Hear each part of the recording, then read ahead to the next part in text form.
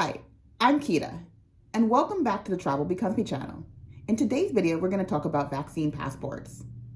But before we get started, if this is your first time watching one of our videos, I'm Kita. I'm a finance lawyer and author, but most importantly, and probably the reason why you're here, I'm a luxury travel enthusiast and coach that has been to over 60 countries and overseas territories, using strategies and tools that I find helpful for traveling lux for less. If you haven't done so already, I'd love if you subscribe to this channel, and if you find the content of the video useful, if you share it with others that it might be helpful for too.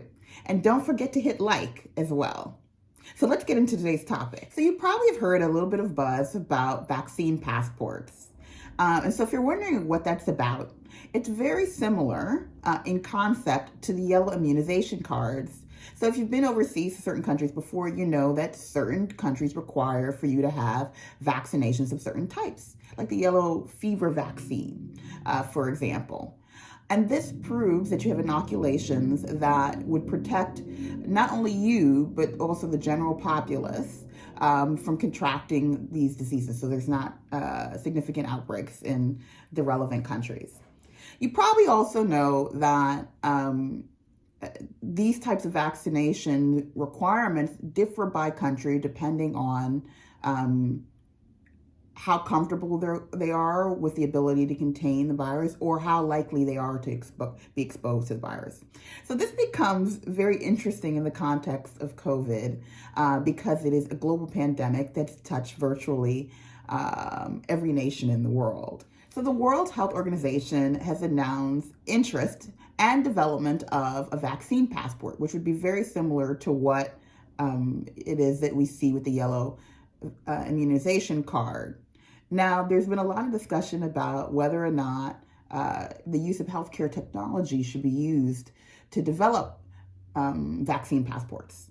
So what that means that there's a possibility that vaccine passports would come in the form of an app that you may be able to have on your phone or some other kind of electronic device, and that would be accessible by the relevant authorities to confirm that you've received vaccination before traveling. Now, the second thing that I wanted to mention about vaccine passports are, what's interesting is that several major airlines have indicated a keen interest in requiring passengers to be vaccinated. So for example, Delta Airlines, Korean Airlines, and Qantas have all indicated that they are seriously considering mandating vaccination for passengers. And I'll link to the related statements in the description below if you want to take a look at those.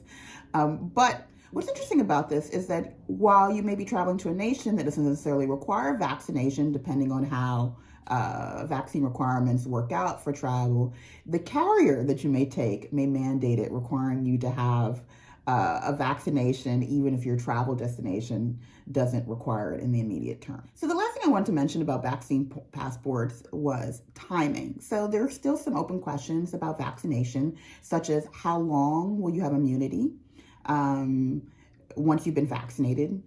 Or in other words, will you have to be vaccinated multiple times, and what time period? And so how long should a vaccination determination be effective for will probably be critical in developing vaccine, digital or paper vaccine passports, as well as there are open questions as to whether or not if you are a vaccinated person, you can transmit the virus, and how that might play out in determining whether or not a vaccination in of itself would be an effective requirement for reducing the spread in a separate area. So that's it.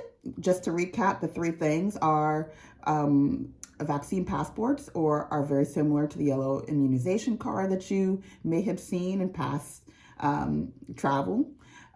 It could be digital or it could be paper. That's still being considered. Secondly is that if even the nation that you're traveling to may not require a vaccine for travel to that nation, the carrier that you're traveling on may require it. So it's important to look out for those kinds of requirements as well. And third, we probably have a little bit of time before you start to see hard and fast rules to this effect. So that's it. That's all I wanted to cover today. If you have any thoughts on vaccine passports, be sure to leave me a comment below, and I'll speak to you in the next video.